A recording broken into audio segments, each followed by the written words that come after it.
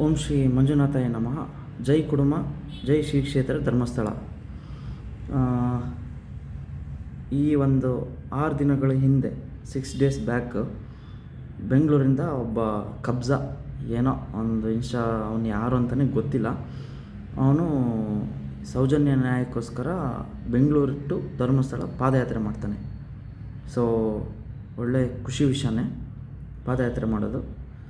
Okay, ಮಾಡಿಕೊಳ್ಳಿ. ಸೌಜನ್ಯಕ್ಕೆ ನ್ಯಾಯ ಸಿಗೋದು ಅಷ್ಟೇ ಮುಖ್ಯ.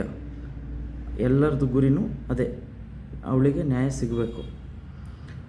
ಹಂಗಂತ ಹೇಳ್ಕೊಂಡು ಯಾರ್ಯಾರೋ ಮುಟ್ಟಾಳರು ಏನೇನೋ ಹೇಳ್ತಾರೆ ಅಂದ್ಕೊಂಡು ಅವ್ರ ಮಾತು ಕೇಳಿಕೊಂಡು ತಪ್ಪು ಮಾಡ್ತಿದ್ದಾನೆ.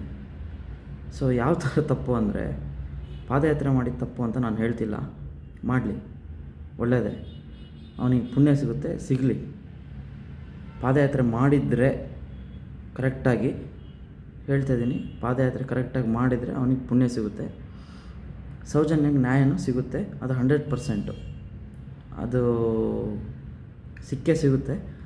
ಅದ್ರ ಬಗ್ಗೆ ಹೆದರೋದೇ ಬೇಡ. ಇವಾಗ 6 ಡೇಸ್ ಬ್ಯಾಕಿಂದ ಅವನು ಹೊರಟಿರೋದು ಬ್ಯಾಂಗ್ಳೂರು ಟು ಧರ್ಮಸ್ಥಳ.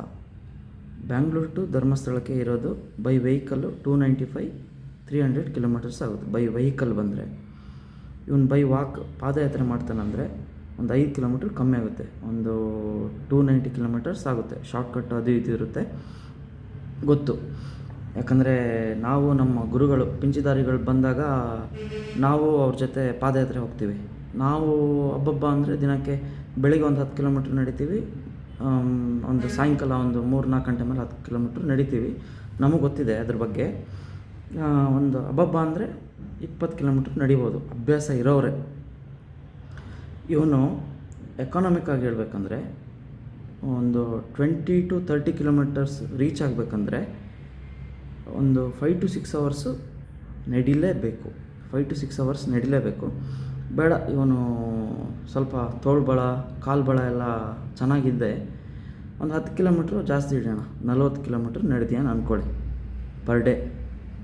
6 × 40 ಆಗೋದು ಬರೀ 240 ಕಿಲೋಮೀಟ್ರು ಅಷ್ಟೇ ಗುರು. 240 ಕಿಲೋಮೀಟ್ರ್ ಆಗಿರೋದು 6 ದಿನಕ್ಕೆ. ಇರೋದು 290 ಕಿಲೋಮೀಟರ್ಸು. ಅದು ಹೆಂಗೆ ಅವ್ನು ನಡ್ಕೊಂಡೇ ಬಂದ ಇಲ್ಲ ಹಾರ್ಕ ಬಂದ್ರ? ಆಶ್ಚರ್ಯ ಆಗ್ತಿದೆ ನನಗಂತೂ. ಸೊ ಯಾಕಂದರೆ ಒಬ್ಬ ಮನುಷ್ಯ ಅಭ್ಯಾಸ ಇಲ್ಲದೆ ಇರೋನು ಆಗೋದೇ ಇಲ್ಲ ಗುರು. 25-30 ಕಿಲೋಮೀಟ್ರ್ ಮೇಲೆ ನಡೆಯೋಕ್ಕಾಗೋದೇ ಇಲ್ಲ, ನಮಗೆ ಗೊತ್ತು, ನಾವು ನಡೆದಿದ್ದೀವಿ.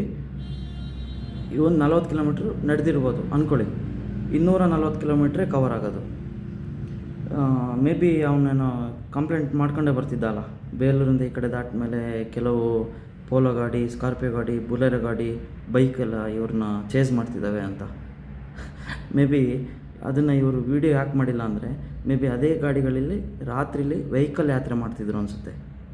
ಸ್ವಲ್ಪ ದೂರ ಅದರಲ್ಲೇ ರೀಚ್ ಆಗ್ತಿದ್ರು ಅನಿಸುತ್ತೆ, ಇಲ್ಲಾಂದರೆ ಸಾಧ್ಯನೇ ಇಲ್ಲ. ನಿಮ್ಮ ಜನ್ಮಕ್ಕಿಷ್ಟು ಬೆಂಕಿ ಹಾಕ. ಯಾರ್ದಾರ್ದೋ ಮಾತು ಕೇಳ್ಕೊಂಡು ನಿಮ್ಮ ಜೀವನ ನೀವು ಹಾಳು ಮಾಡ್ಕೋಬೇಡಿ. ಅದಲ್ಲದೆ ಧರ್ಮಸ್ಥಳಕ್ಕೆ ಬರೋಷ್ಟೊತ್ತಿಗೆ ಎಣ್ಣೆ ಹಾಕ್ಕೊಂಡಿದ್ರಂತ.